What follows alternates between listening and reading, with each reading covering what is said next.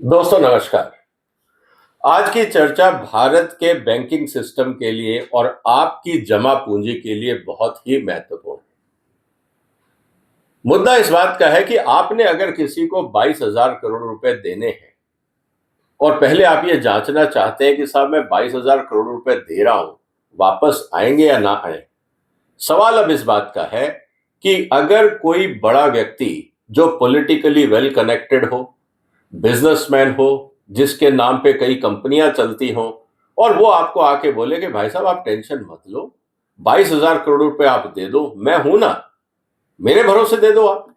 और आपको लगता है यार इतना इन्फ्लुएंशियल आदमी है, इतना बड़ा आदमी है, पैसा कहां जाने वाला है। आपने 22,000 करोड़ रुपए उस व्यक्ति की गारंटी पे दे दिए। और जब मुद्दा सामने ये आया कि साहब ये जो 22,000 करोड़ रुपए दिए गए थे, ये कंपनियां तो सब डूब गई, ये पैसा मिल नहीं रहा, तो आप कहां से वसूल करोगे। आप उस व्यक्ति के पास जाओगे कि भाई साहब आपकी गारंटी थी, पैसे वापस करवाइए। अब वो व्यक्ति कहता है जब पैसा तो मेरे पास नहीं है, आप कोर्ट चले जाइए। आप कोर्ट जाते हैं, कोर्ट भी सारी बात सुनता है और बाद में ये बोलता है कि साहब 22,000 करोड़ रुपए तो नहीं है, आप 6 करोड़ रुपए ले लो। कैसा लगेगा आपको। एनसीएलटी का जो ऑर्डर आया है सुभाष चंद्रा जी पे, वो यही कहानी है। इसीलिए मैं कह रहा हूं कि इस ऑर्डर के बाद जो हमारा बैंकिंग सिस्टम है, इसको जागना पड़ेगा। और ये आज से मैं नहीं कह रहा हूं, मैं आपको अपना पर्सनल अनुभव बताता हूं दोस्तों।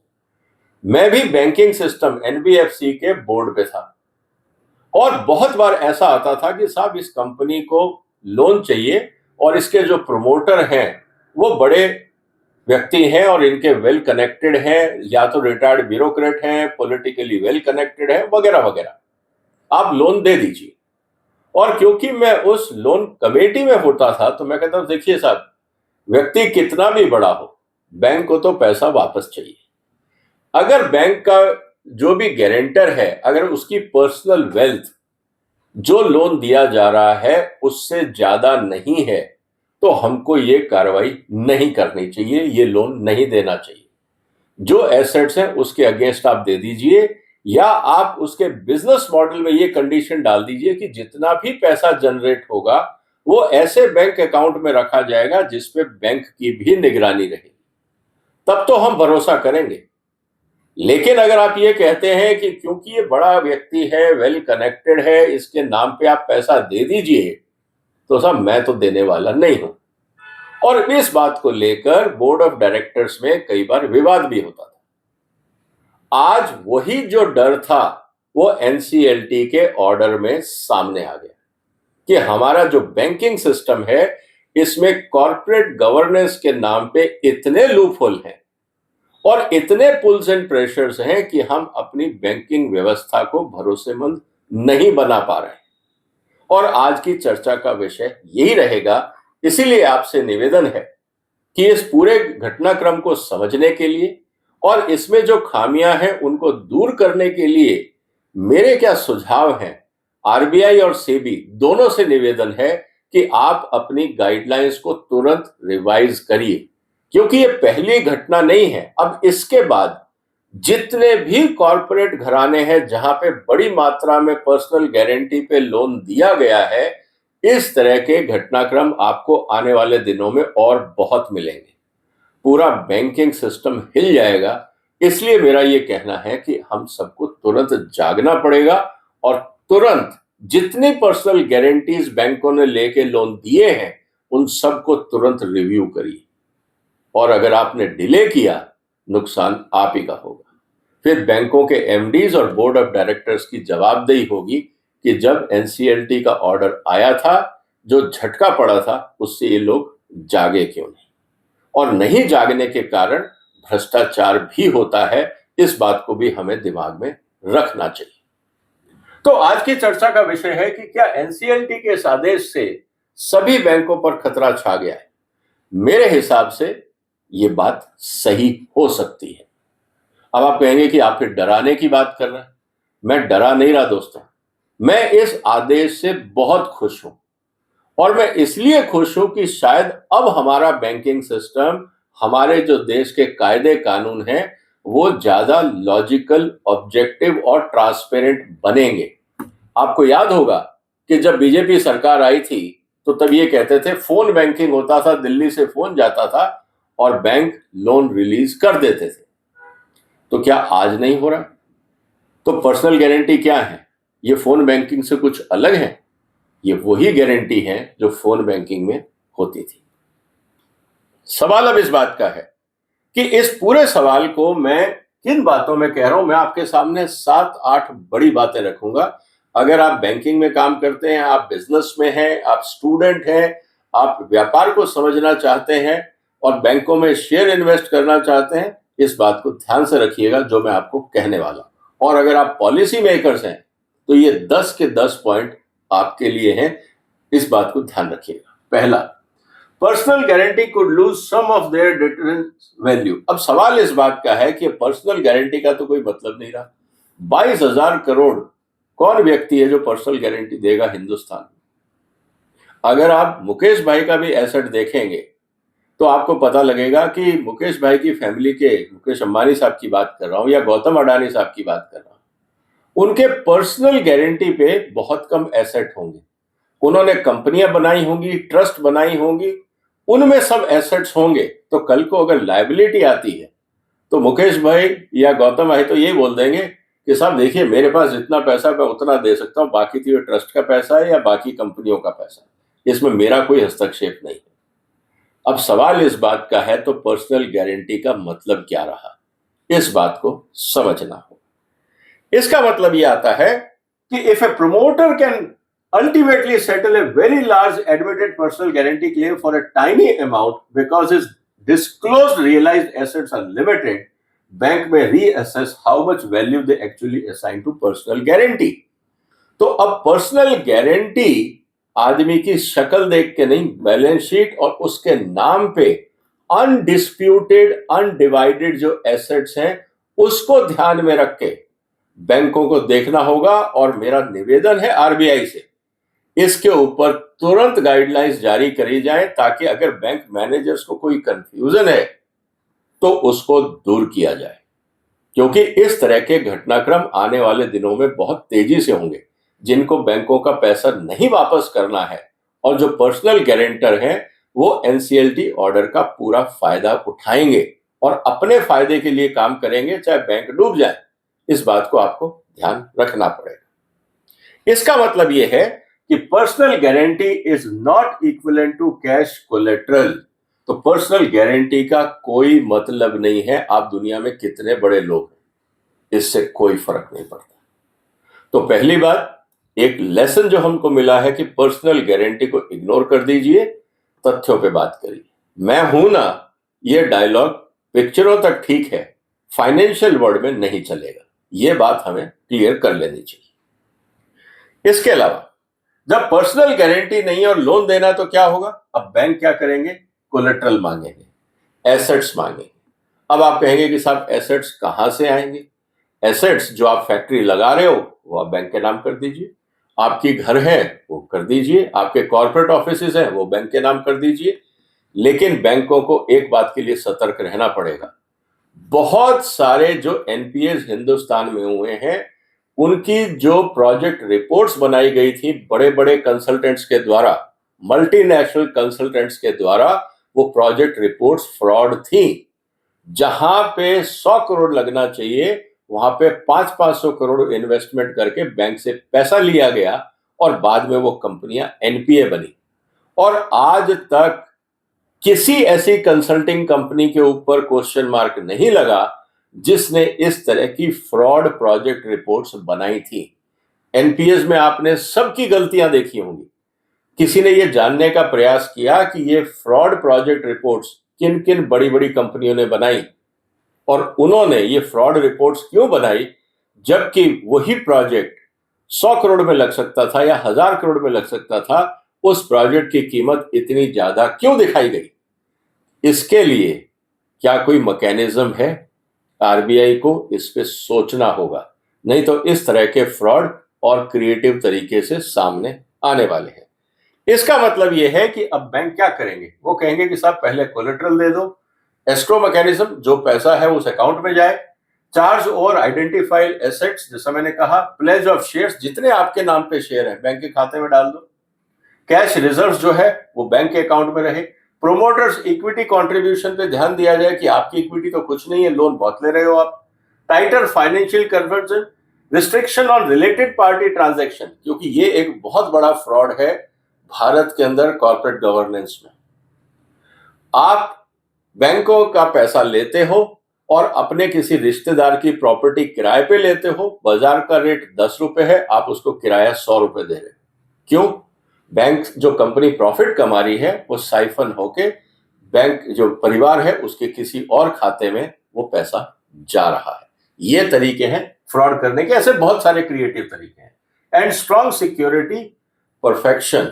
अब आप सवाल इस बात का है, चाइना में एक बड़ा इंटरेस्टिंग प्रोसेस है। अगर आप लिमिट से ज्यादा बैंक लोन लेते हो तो जो कंपनी का सीएफओ होता है, चीफ फाइनेंशियल ऑफिसर, वो डेली बैंक को रिपोर्ट करता है कि आज का प्रोग्रेस रिपोर्ट क्या रहा, कितना पैसा आया, कितना गया, कहां कितना ट्रांजैक्शन हुआ, क्या हुआ। अब सीएफओ की अगर रिपोर्टिंग लेंडिंग बैंक को हो जाए, मालिक को आप करिए, बोर्ड को करिए, साथ ही साथ अगर डेली अपडेट सीएफओ की तरफ से बैंक को जाने लगे, बहुत सारे जो फ्रॉड हैं वो रुक सकते हैं, पहला। दूसरा, जहां तक हो सके सीएफओ के अपॉइंटमेंट में लेंडर का रोल होना चाहिए, नहीं तो रिश्तेदारों को आप सीएफओ बना दोगे और पूरी बैलेंस शीट खाली हो जाएगी। इसीलिए अगर दो प्रिकॉशन ले सेबी और आरबीआई कि सीएफओ अपॉइंट होंगे या केएमपीज अपॉइंट होंगे, लेंडर का रोल होगा इंटरव्यू पैनल में, क्योंकि पैसे उसके भी लगे हुए, चाहे वो उधार ही सही। लेंडर का रोल होगा इंटरव्यू पैनल में, सिलेक्शन कमेटी में। दूसरी तरफ जो सीएफओ है वो डेली जो मेन लेंडर है उसको रिपोर्ट करेगा कि कितने खर्चे हुए और कितनी आमदनी हुई। आधी से ज्यादा फ्रॉड बंद हो जाएंगे। ये मेरा सुझाव है आरबीआई और सेबी को। इसके अलावा जो इंपॉर्टेंट मुद्दा है जिसको हमें समझना पड़ेगा वो है सिक्योरिटी क्वालिटी। मैं हूं ना नाम की कोई चीज नहीं है। अगर आप एसेट्स ले रहे हैं, शेयर्स ले रहे हैं, तो शेयर्स किस कंपनी के, अगर एसेट्स हैं तो कौन से, इसका वैल्यूएशन भी जरूरी है। तीसरा मुद्दा आता है cost of credit to promoters led businesses could increase. ये बात सही है। अब अगर आपको गारंटी नहीं दे पा रहे हो आप, तो अनसिक्योर्ड लोन के रूप में ये ट्रीट किया जाएगा और जो ब्याज दरें हैं वो बढ़ेंगी। इसका मतलब ये है कि अब क्रेडिबल जो प्रोमोटर्स हैं उनको फायदा होगा। इसका मतलब ये है कि प्रोमोटर्स को अब बिजनेस पे ध्यान देना पड़ेगा और बिजनेस में भी कॉर्पोरेट गवर्नेंस पे ध्यान देना पड़ेगा, ताकि बैंक उनको सस्ती दरों पे लोन दें। और बैंकों को यह देखना पड़ेगा कि क्या इस कंपनी में कॉर्पोरेट गवर्नेंस में खासकर कन्फ्लिक्ट ऑफ इंटरेस्ट तो नहीं है, केएमपीज में रिश्तेदार तो नहीं है, फैमिली मेंबर्स तो नहीं बैठे हैं। क्योंकि जब तक मिली भगत नहीं होती घपले नहीं होते। और मिली भगत की संभावनाएं कैसे कम की जाए, इस पे अब बैंकों को सोचना होगा। और इसीलिए आरबीआई और सेबी को गाइडलाइंस बनानी पड़ेंगी, ताकि बैंक उन गाइडलाइंस को फॉलो करके इस तरह के घपले को मिनिमाइज कर सकें। तभी देश में सुधार होगा। इसके अलावा जो इंपॉर्टेंट बात यह है कि higher perceived risk means higher credit spread means higher borrowing cost. Unreliable लोगों के लिए बैंकों से पैसा अगर कम जाएगा तो फ्रॉड भी कम होंगे। अब आप कहेंगे कि साहब इससे तो इंडस्ट्रियलाइजेशन कम होगा, इन्वेस्टमेंट कम आएगा। बात सही है, शुरू में कम आएगा, लेकिन जैसे जैसे ईमानदार लोग सामने आएंगे और फ्रॉडेस्टर्स बाजार से बाहर होते जाएंगे, जैसे जैसे कॉर्पोरेट गवर्नेंस का स्टैंडर्ड भारत में सुधरेगा, इन्वेस्टमेंट बढ़ता जाएगा। तो आप शॉर्ट टर्म ना देख के इसको एक सिस्टमेटिक चेंज समझ के काम करिए। देश में इन्वेस्टमेंट की कमी नहीं है और उद्योगपतियों की भी कोई कमी नहीं है। क्रेडिट कमिटीज में बिकम मच मोर कंजर्वेटिव, और ये बात सही है और होना भी चाहिए, क्योंकि बैंकों के पास अपना पैसा नहीं है, जनता का पैसा, किसी और का पैसा वो उधार देते हैं उनसे इस उम्मीद में कि वापस आएगा, ब्याज आएगा और जिसने पैसा जमा कराया उसको पैसा वापस मिल जाएगा। अगर क्रेडिट कमेटी अगर ये एडवेंचरस हो गई तो बैंकों के डूबना निश्चित है। तो क्रेडिट कमेटीज को हमेशा कंजर्वेटिव ही होना चाहिए और जहां जहां पे भी क्रेडिट कमेटीज दबाव में काम करती हैं या एडवेंचरिज्म करती हैं या खासकर क्रेडिट कमेटी में अगर टेक्निकल मेंबर्स नहीं है, मैं क्योंकि रहा हूं क्रेडिट कमेटीज में, मैं आपको बता सकता हूं बहुत सारे प्रोजेक्ट ऐसे होते हैं जिसमें टेक्निकलिटीज होती हैं, लेकिन हम लोग सिर्फ सोचते हैं कि क्योंकि हम बोर्ड ऑफ डायरेक्टर्स में हमें सब आता है, ये बहुत बड़ी मिसकंसेप्शन है। तो क्रेडिट कमेटी के अंदर सब्जेक्ट स्पेशलाइजेस को आप एज ए स्पेशल इनवाइटी बुलाइए ताकि आपका पैसा डूबे नहीं। ये बात अलग है कि किसी मंत्री को या किसी व्यक्ति को खुश करने के लिए आप क्रेडिट लिमिट क्लियर कर देंगे, लेकिन ध्यान रखिएगा डूबने की संभावनाएं बहुत ज्यादा है।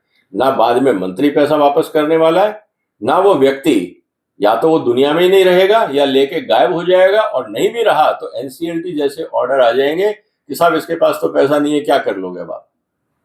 ये बात हमें समझनी होगी। इसीलिए मेरा ये कहना है कि अब बदलना क्या होगा हिंदुस्तान में। पर्सनल गारंटी जो थी उसकी जगह पर्सनल गारंटी की वैल्यू नापनी पड़ेगी। आदमी इंपॉर्टेंट नहीं है, उस आदमी पे जितने एसेट्स हैं उसका ड्यू डिलिजेंस हो, थर्ड पार्टी वेरिफिकेशन हो, तब पर्सनल गारंटी की बात आती है, वरना आदमी की कोई कीमत नहीं है क्योंकि आदमी नश्वर है। अगर वो दुनिया में नहीं है तो गारंटी की क्या मतलब है, इस बात को समझना होगा। प्रोमोटर नेटवर्थ स्टेटेड कि मेरे पास 10,000 करोड़ रुपए है, इससे कोई मतलब नहीं है, इसको वेरीफाई करना जरूरी है। Trust but verify. जैसा मैंने आपको कहा कि हिंदुस्तान के जितने अमीर लोग हैं आप उनका पर्सनल एसेट उठा के देख लीजिए, बहुत कम होगा। यहां तक कि जिस गाड़ी पे वो चलते हैं, मर्सिडीज पे या बड़ी लग्जरी गाड़ियों पे, या जिस हवाई जहाज पे वो घूमते हैं, आपको लगता होगा वो पर्सनल है, ऐसा नहीं है, वो कंपनी के खाते में। तो कहने का मतलब ये है कि आपकी एक गलत फहमी हो सकती है कि ये इनके पास इतनी वेल्थ है, वो कंपनी की वेल्थ है जो कंपनी उनको देती है यूज करने के लिए। तो कल को अगर लायबिलिटी आती है तो सामने वो भाई साहब तो हाथ खड़ा कर देंगे कि साहब मेरे पास तो कुछ नहीं है, एक ये पुरानी मारुति 800 खड़ी है मेरे नाम पे जो मैंने 40 साल पहले ली थी, आप ले जाके ऑक्शन करके वसूली कर लो। तब आप क्या करोगे, इस बात को समझना जरूरी है। Group support assumed. अब सवाल इस बात का है कि एसएल में बहुत सारी कंपनियां थी, जी ग्रुप में बहुत सारी कंपनियां थी, क्यों पैसा वापस नहीं हुआ? क्योंकि जिस कंपनी ने पैसा लिया, बाकी जो ग्रुप कंपनियां थी, नाम बड़े थे, अंदर से खोखली थी। तो अब आप क्या करोगे? मेरे पास 20 कंपनियां हैं, बड़े बड़े ब्रांड हैं, लेकिन कैश फ्लो नेगेटिव है, तब आप क्या करोगे? यह बात समझनी होगी। Letter of comfort. अब सवाल इस बात का है कि साहब मैंने लेटर ऑफ कंफर्ट दे दिया कि मैं बैंक को एश्योरेंस देता हूं कि अगर कोई गड़बड़ हुई तो मैं पर्सनल गारंटी लेता हूं। आपने कंफर्ट दिया ना, पैसा तो नहीं दिया। ये लेटर का कोई मतलब नहीं है, ये कागज का टुकड़ा है, ये साइकोलॉजिकल खेल है। आरबीआई को इस तरह के लेटर्स बंद कर देने चाहिए कि ये कोई कहानी कागज नहीं चलेगा। अब आप कहोगे कि साहब फिर लोगों पे हम भरोसा ही ना करें। देखिए साहब, जब पैसे की बात आती है ना, भरोसे से पैसा वापस नहीं आता। अगर आपने भरोसा करके किसी को 2,000 करोड़ रुपए दे दिया, अगर उसने पैसा नहीं वापस किया तो क्या भरोसे से आप 2,000 करोड़ रुपए वापस लाओगे? क्या करोगे? तो ये भरोसा सिर्फ किताबों तक, पर्सनल रिलेशन तक या फिल्मी डायलॉग तक रहता है। व्यापारी वर्ग में भरोसे से कुछ नहीं होता। अगर भरोसा होता तो जो कंपनी लोन ले रही है, क्या वो अपना माल कभी उधार बेचती? क्या वो किसी व्यापारी को उधार दे सकती है कि ठीक है आप जितना मर्जी माल ले जाओ, जब पैसा हो दे देना? तब उससे वो बैंक गारंटी लेते हैं, उससे एश्योरेंस लेते हैं, सिक्योरिटी मनी लेते हैं। क्यों लेते हैं? क्योंकि भरोसा नहीं। तो जब आपको अपने कस्टमर पे भरोसा नहीं है तो बैंक अपने कस्टमर्स पे क्यों भरोसा करता है, जबकि वो पैसा किसी और का है? इस बात को समझना होगा। Share accepted as security. अब सवाल इस बात का है कि आपके पास शेयर है कि साहब मेरे पास 1 करोड़ शेयर है, पता लगा वो पेनी स्टॉक है, वो कंपनी खुद ही डूबने वाली है, उस 1 करोड़ शेयर का आप क्या करोगे? जितनी कंपनियां एनपीए हुई हैं पिछले दिनों, सबका वैल्यूएशन कभी स्टॉक मार्केट में खूब था, आज वो कहां है? सब बैंकरप्ट हैं। उनका शेयर उनके मालिक भी रखना नहीं चाहते। ऐसी स्थिति में आप शेयर रख के क्या करोगे? गारंटी। तो जो कंपनियों का शेयर वैल्यूएशन में एसेट बैक्ड नहीं है कंपनियां, उस शेयर का कोई मतलब नहीं है। इस बात को समझना होगा। एसेट वैल्यू कहने को बहुत है कि साहब मेरी इतनी बड़ी बिल्डिंग है, लेकिन पता लगा वो बिल्डिंग डिस्प्यूटेड है। क्या आप उस बिल्डिंग को बेच के पैसा कमा सकते हो? क्या वसूली कर सकते हो? तो उस बिल्डिंग की लिक्विडिटी वैल्यू जो है, लिक्विडेशन के बाद कितना पैसा मिलेगा? आपकी बिल्डिंग है, बिल्डिंग जी 70 साल पुरानी है, पता लगा बिल्डिंग की हालत खराब है, जर्जर है, उसको कोई लेने वाला नहीं है, और जो भी वो बिल्डिंग खरीद रहा है वो एक्चुअली जमीन के पैसे दे रहा है, बिल्डिंग का तो कोई मतलब ही नहीं। ऐसी स्थिति में कोई आपको बोले कि देखिए साहब मेरी 1 लाख स्क्वायर फीट की बिल्डिंग है, 1000 करोड़ की तो यही होगी, आप उस बात को मानोगे? इसीलिए उस बिल्डिंग का या एसेट का लिक्विडेशन वैल्यू जानना जरूरी है। फिर प्रमोटर्स रेप्यूटेशन। पॉइंट यह है कि साहब मेरे को दुनिया जानती है, बहुत अच्छी बात है। बहुत सारे फ्रॉडस्टर्स को भी दुनिया जानती है, बहुत सारे ईमानदार लोगों को भी दुनिया जानती है, बहुत सारे साइंटिस्टों को भी दुनिया जानती है, बहुत सारे पॉलिटिशियंस को भी दुनिया जानती है। आप वेल नोन हो।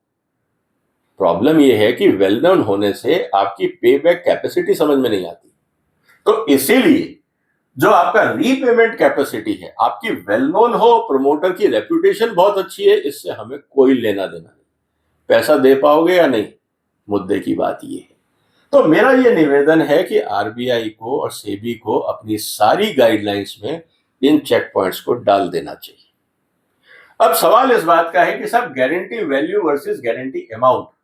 अब आप ये कह रहे हैं कि साहब बैंक लोन 1000 करोड़ का है, मेरी पर्सनल जो गारंटी है वो 1000 करोड़ में दे रहा हूं, लेकिन गारंटी की वैल्यू तो आपने 1000 करोड़ दे दी, और जब मुद्दा आया जैसे एनसीएलटी में आया तो 22,000 करोड़ की जगह 6 करोड़ ही मिलेगा। वो आपकी गारंटी अमाउंट है। वैल्यू क्या थी? 22,000 करोड़। अमाउंट क्या है? 6 करोड़। तो क्या मतलब है उस गारंटी वैल्यू का? वैल्यू कुछ नहीं होती। आपको सीधी सी बात है, अमाउंट की बात करिए। What is the realizable value of guarantee at the time of default? अगर मैं आज चंद्रा साहब के पूरे एसेट्स बेच भी दूं तो क्या 22,000 करोड़ रुपए मिलेंगे भारत के बैंकों को? नहीं मिलने वाले। तो उस वैल्यू का क्या मतलब है? आप कंपनी के कितने ही बड़े चेयरमैन हो जाओ, क्या फर्क पड़ता है? आपकी वर्थ तो 6 करोड़ है ना। सवाल इतना है। इसके अलावा अगर यह सब होता है तो क्या बैंक लेंडिंग कम करेंगे? बैंक बिल्कुल लेंडिंग कम करेंगे उन लोगों के लिए जिनकी क्रेडिबिलिटी पे सवाल है। अब आप कहेंगे कि साहब पॉलिटिशियंस, प्रेशर आएगा, देना पड़ेगा। बैंकों के ऊपर प्रेशर आता है। इसीलिए मैं कह रहा हूं कि आरबीआई को गाइडलाइंस इशू करनी चाहिए ताकि बैंक मैनेजर ये कह सके कि साहब मैं नहीं कर पाऊंगा, आरबीआई की गाइडलाइंस। ईमानदार बैंक मैनेजर्स को बचाने के लिए, सही बैंक मैनेजर्स को बचाने के लिए आरबीआई और सेबी को अपने कानून बदलने होंगे, अपनी रेगुलेशंस और गाइडलाइंस को बदलना होगा, तभी आप देश को बचा पाओगे। अगर आपने वहां पे खड्डा छोड़ दिया और आप ये उम्मीद करते हो कि एक बैंक मैनेजर मंत्रियों के और पॉलिटिशियनों के और बिजनेसमैन के प्रेशर को अकेला झेले और सिस्टम उसके साथ ना हो, बहुत मुश्किल है। तो निवेदन है कि सिस्टम में सुधार जरूरी हो। साथ ही जब आपका कोई भी बैंक मैनेजर इस तरह की पर्सनल गारंटी या कोई भी गारंटी को इवैल्यूएट करता है तो वो वन मैन नहीं होना चाहिए। जिसको कहते हैं ना मेकर और चेकर फाइनेंशियल वर्ल्ड में, उसको क्रॉस वेरीफाई करने के लिए एक सीनियर डायरेक्टर होना चाहिए। अगर 5 करोड़ से ऊपर या 1 करोड़ से ऊपर का लोन है, अलग अलग आप रैंक बना सकते हैं, और वो जो सीनियर डायरेक्टर है उसका सिलेक्शन कंप्यूटर करेगा कि इस फाइल को कौन चेक करेगा। नहीं तो करप्शन बैंकिंग सिस्टम में भी है। नीचे वाले मैनेजर को पैसा खिलाया ब्रांच में, और फिर आपने रीजनल ब्रांच में भी जाके पैसा खिलाया, आपका लोन पास हो गया 100 करोड़ का, आपने नीचे 10 लाख दिए, ऊपर वाले को 20 लाख दिए, 30 लाख रुपए में आपने 100 करोड़ निकाल लिया, और बाद में फिर कौन देता है? करते रहो, फिर चलता रहेगा 20 साल केस। कहने का मतलब ये है कि ये तभी होगा जब आपको ट्रांसपेरेंसी और अकाउंटेबिलिटी फिक्स होगी। इसके अलावा जो सबसे बड़ा मुद्दा है वो है डीपर सिस्टमिक कंसर्न, क्योंकि personal guarantee is not economically meaningful. It means we will price the loan as it does not exist.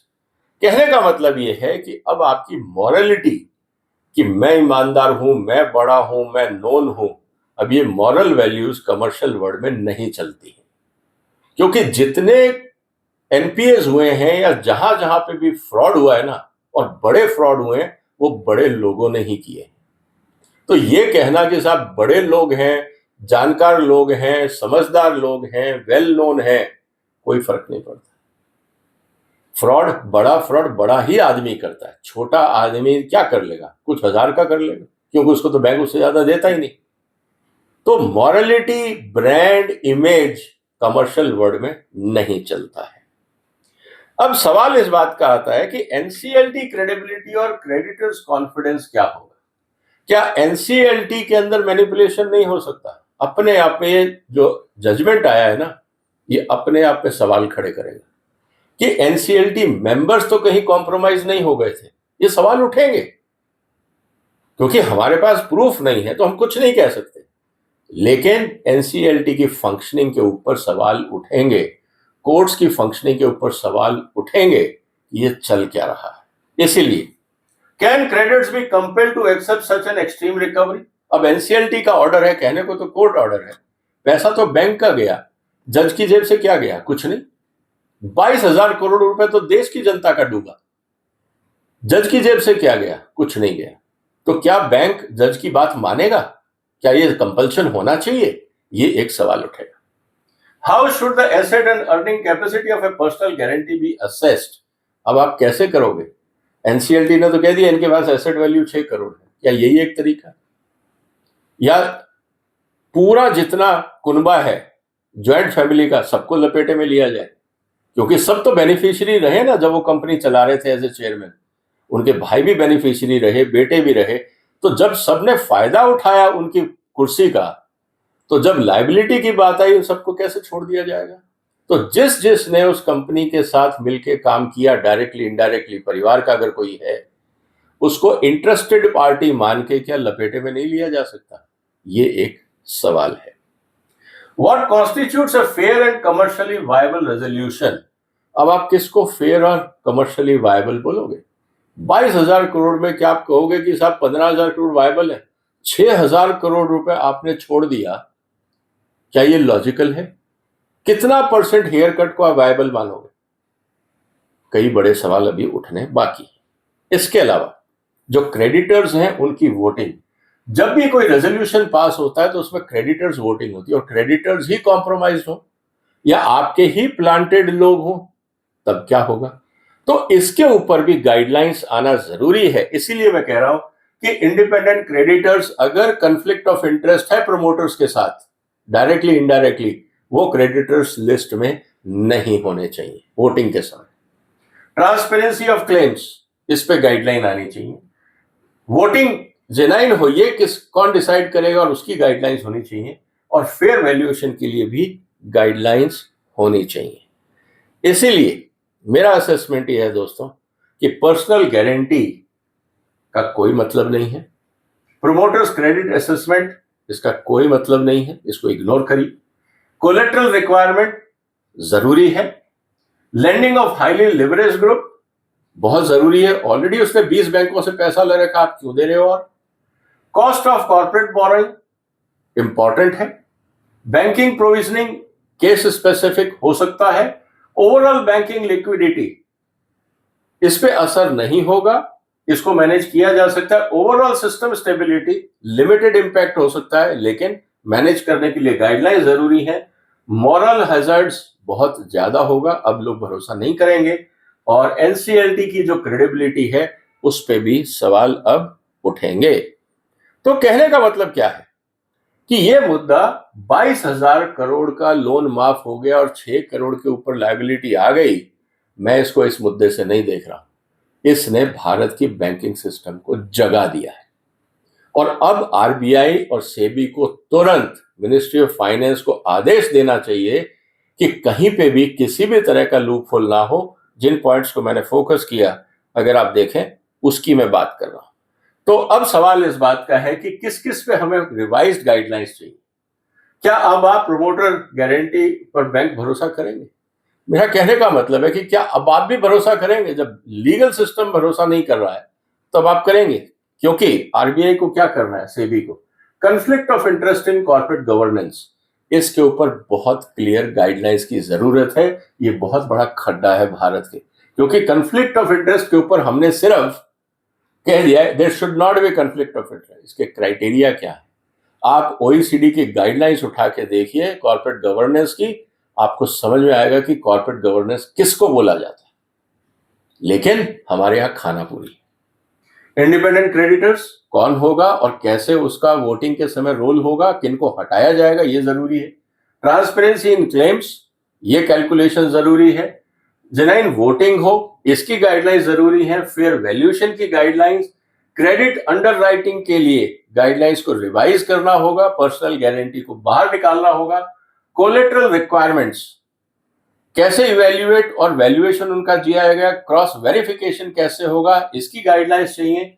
Interest rate कैसे कैलकुलेट होंगे, प्रोमोटर्स का अपना पैसा कितना लगना चाहिए, और ओवरऑल बिजनेस एथिक्स के लिए गाइडलाइंस जरूरी हैं। और अगर आरबीआई और सेबी ने ये नहीं किया और हम सुस्त रहे, इस देश में फ्रॉडस्टर्स की कमी नहीं है। वो इस एनसीएलटी के ऑर्डर को कई जगह इस्तेमाल करेंगे और बैंकों को खूब चूना लगाएंगे। इसीलिए या तो तुरंत सिस्टम को सुधारने में कार्रवाई शुरू कर दीजिए, अन्यथा एनसीएलटी के इस आदेश के बाद बैंकिंग व्यवस्था बर्बाद हो सकती है। इसको लाइटली ना लें। आपको क्या लगता है दोस्तों, क्या सुधार जरूरी है या नहीं? क्या आरबीआई और सेबी को अपनी गाइडलाइंस को और रेगुलेशंस को दोबारा नहीं देखना चाहिए? क्या जो बैंक मैनेजर्स प्रेशर झेलते हैं बिजनेसमैन का और पॉलिटिशियंस का और ब्यूरोक्रेट्स का, उनको सपोर्ट करने के लिए क्या ज्यादा एलोबरेट क्रेडिबल गाइडलाइंस की जरूरत नहीं है? और अगर हमें ड्राफ्ट करनी नहीं आती तो इंटरनेट तो भरा पड़ा।